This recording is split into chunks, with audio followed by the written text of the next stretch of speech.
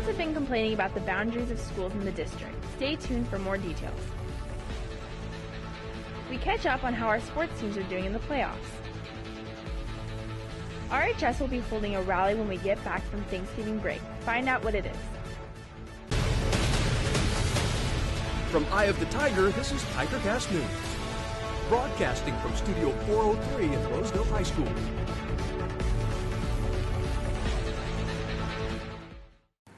Good morning and welcome to an all-new TigerCast News. I'm Nicole Kern. And I'm Julia Crawford. This past Wednesday, seniors from RHS signed their letters of intent committing to play sports in college. Among these athletes are Abby Jensen, signing to play volleyball at Utah Valley University, Arturo Sotomayor is committed to run track at UCLA, and 3 RHS softball players signed as well. Shaylin Browiak will play for University of West Alabama, Naomi Monahan is signed to University of Hawaii, and Katie Edgar is at Wilmington University commit. Max Modeste also signed for baseball at Seattle University alongside his fellow student athletes. Congratulations, and we wish you all good luck in your future endeavors. Discussion arose about Roseville Joint Union High School district boundaries. Parents have been complaining about living in Roseville High School's zone, but being closer to different high schools. Here's Allison Clark with the story. Recently, the Blue Oaks Neighborhood Association hosted a meeting in which parents expressed their dissatisfaction with the boundaries that dictate where a student goes to high school. Bring it up, but for the most part, they just talked about how, they were concerned because some future Roseville High School students who were slotted to go there, their parents were concerned that they heard that Roseville High School wasn't up to the level of other high schools and their education level and stuff like that. However, these complaints are nothing new for RHS Registrar Cindy Travasso. I do get a lot of questions when people register and they're closer to other schools or they're far away and they don't understand why they have to attend, the certain schools. Although the complaints may come from all over, there's more frequency in complaints from people in parts that have more recently developed in the city. It's usually the new areas that have grown and they realize the schools that they're assigned to are being placed to further schools that are right in their neighborhood. For the most part, I think it's just transportation. The area I live in is 20 minutes away, and that takes a lot of sleeping time, honestly. However, it is very possible to request an inter-district transfer if the designated high school is too far for any person or if the student wishes to go elsewhere. If anyone needs any questions or clarification on boundaries, parents and families should get a hold of the district office. If you have any further questions about the boundaries, there's a map of district lines on the district website at rhjuhsd.us. A few freshmen at RHS created a flag football league. We talked to Chandler Schroeder for more on the story. Freshman football players decided to continue playing together by creating a flag football league. Me and a couple of other guys, we realized that football was ending, so we wanted to have some more fun, still enjoy football. And we said, well, we can't have a tackle league, obviously, so let's just start a flag league. The team plays on the weekend and faces a new opponent each week. The games are every Saturday. We have 4 teams, and we just switch off playing each team every week. It's a nice thing to do on the weekend, to get out there and get a lot of your friends out there and play. There will be more opportunities coming up for those interested in joining the flag football league. Well, we're starting our league right now, but at the end of the season, we're probably going to have another open tryouts. We're glad they're able to continue enjoying football even after the season has ended. Now over to TigerCast Sports Network. Welcome to an all-new edition of TCSN. I'm Zach Evanson, here along with Maddie Pilgrim. Every fall sports team, with the exception of boys soccer and girls water polo, made it to playoffs this year. Girls volleyball and boys water polo both made it to the section semifinals, and cross country has runners qualified for state. We checked up on all these teams and got an inside look on their season and playoff rounds. Girls volleyball has been a force in playoffs this year. Unfortunately, they fell short at their game last Tuesday versus Rockland. We talked to Stephanie Christofferson about what their mindset was going into the game. When we first played Rockland, that was our best game ever. So if we play like we did against them the first time, then we'll probably win. Roseville has 2 cross-country athletes going to state this season, senior Arturo Sotomayor and freshman Emily Botnin. We talked to Emily about her very first meet in state.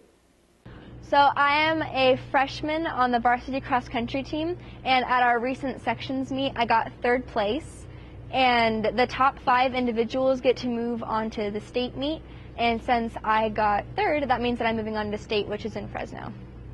The boys water polo team went into playoffs first seed and with the CVC banner, but unfortunately lost in the semifinal round to Rio Americano. We talked with junior starter Connor Janney to hear his thoughts on the season. I think we're really happy with our performance and looking forward to next year and seeing how that will go. That's all we have today from TigerCast Sports Network. Now back to you, Nicole and Julia, with more news. Thanks, Zach and Maddie. Earlier this week, RHS hosted its 2nd blood drive this term. As a school, we missed our goal of 110 pints. Only 82 pints were donated in all. Students at Roseville High School are participating on a trap shooting team. Austin Daly has the story.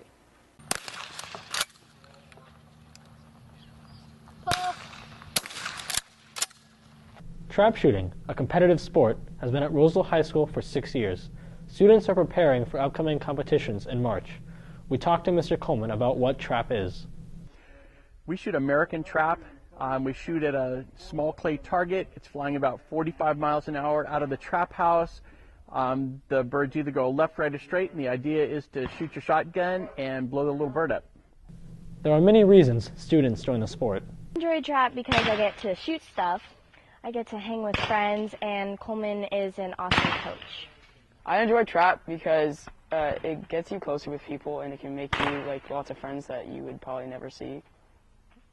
Varsity shooter Emily Todd and JV shooter Chris Langlet are optimistic about the upcoming season. This is my 2nd year of trap shooting, and I did it last year when I was a freshman.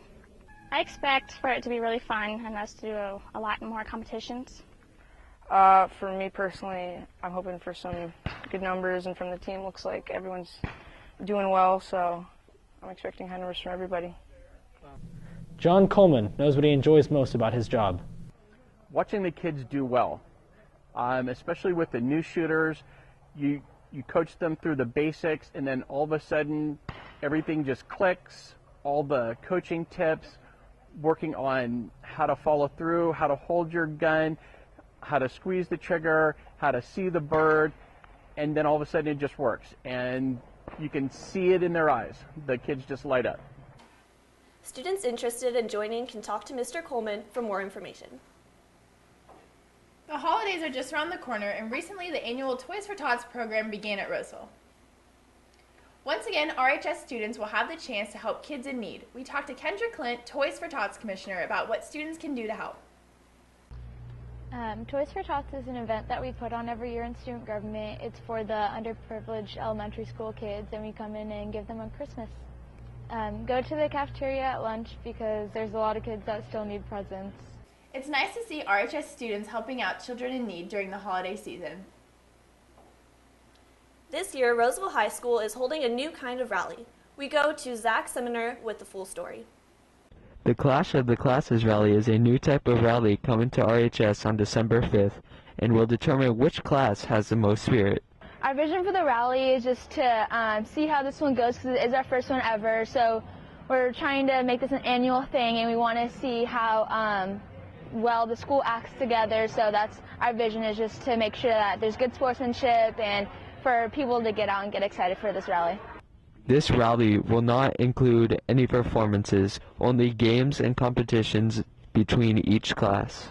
This rally is going to be different from others because it's all games in it. There's like no performances, and it's going to be all class competition. So there's going to be like human bowling and lip sync competition. So people are going to be more competitive than others. We will be holding the rally the week we get back from Thanksgiving break. The Clash of the Classes Spirit Week starts on December 1st and ends on December 5th. Monday is Mixed Match Monday. Tuesday is America Day. Wednesday is Workout Wednesday. Thursday is Day. And on Friday, make sure to wear your class color for the rally. Roseville's advanced journalism class is recently recognized as the best high school newspaper in the country. Austin Collins has the story. High schools all around the country recently traveled to Washington, D.C. for the annual NSPA Journalism Convention. During this event, schools submit work for competition, and Eye of the Tiger News took first place in the Best of Show for Newspaper broadsheet. I'm actually really excited we got this honor. It shows the hard work of our class this year and how hard they've been working these past few months. I didn't know we were going to get this big of an honor, especially compared to all the papers in the nation that were competing. So I think it's really cool that we were there. Actually, I didn't really know that we were going to get the award at all. I wasn't expecting to. All these other newspapers were really good, so I wasn't thinking that we were going to even place at all. And once it got to like second place, I was kind of like, oh, well, you know what, we probably didn't get it. And then like first place, like, wow, we actually won. So it was a really big honor, and I'm really excited that we actually won. Journalism advisor Bobby Ritter is proud seeing his students' hard work and dedication pay off with such an award. Meet with newspapers from across the country to see how we stacked up, at least according to one panel of judges. And so, I wanted to take the chance to see what others thought of where we were at. We won only based on the quality of the competition we were competing with. But then when I thought about it, I thought about all the work that the students put in, where they expect to do good work, every day in the classroom. A lot of students who are underclassmen, who are going to continue to build on what has come before them. So yeah, I expect us to be strong for quite some time. I will say the program is pretty senior heavy right now. But like I said, what's nice about a program like this is it's been built on what's happened the last 13 years at the school. And every time a senior class leaves, you lose that talent, but they leave behind like a legacy and a culture, and people want to live up to what has happened before them. So I don't think we're going to drop off very far at all. This award has been highly praised by students around campus, demonstrating how great the journalism program truly is. This week's Roar winners are Sierra Carter, Jay Rosano, Samantha Foley, Ariel Starr, and Mike Hadid. Congratulations, and don't forget to turn your Roar tickets outside 606. That's it for us today on TigerCast News. And remember, we're always on at eyethetigernews.com. See you next time.